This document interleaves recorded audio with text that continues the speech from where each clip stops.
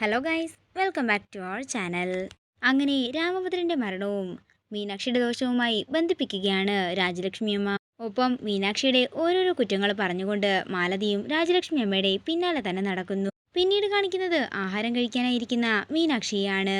അതേസമയം ദേഷ്യത്തോടെ അങ്ങോട്ടേക്ക് വരുന്ന രാജലക്ഷ്മിയമ്മ ആഹാരം തട്ടിത്തെറിപ്പിക്കുകയാണ്.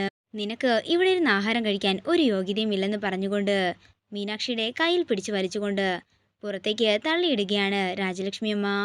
ഈ കാഴ്ച കണ്ട് എല്ലാവരും ഞെട്ടലോടെ നിൽക്കുന്നു.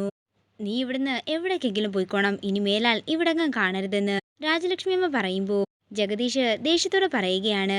ആ ഇന്ദ്രജയും കണ്ട മന്ത്രവാദികളും പറയുന്നതൊക്കെ കേട്ട് ഇവിടെ ആരും തുള്ളാനൊന്നും നിൽക്കണ്ട. ഇവിടുത്തെ കൊച്ചിനെ അങ്ങനെ എളുപ്പത്തിൽ ഇവിടുന്ന് അടിച്ചിറക്കാമെന്നും ആരും മനസ്സിൽ വ്യാമോഹമൊന്നും കെട്ടാനും നിൽക്കണ്ട. ജഗദീഷ് ജീവനുള്ളിടത്തോളം കാലം അതൊന്നും ഇവിടെ നടക്കാനേ പോകുന്നില്ലെന്ന് ജഗദീഷ് പറയുമ്പോൾ ഇത് കേട്ട് ഞെട്ടലോടെ നിൽക്കുകയാണ് രാജലക്ഷ്മിയമ്മ.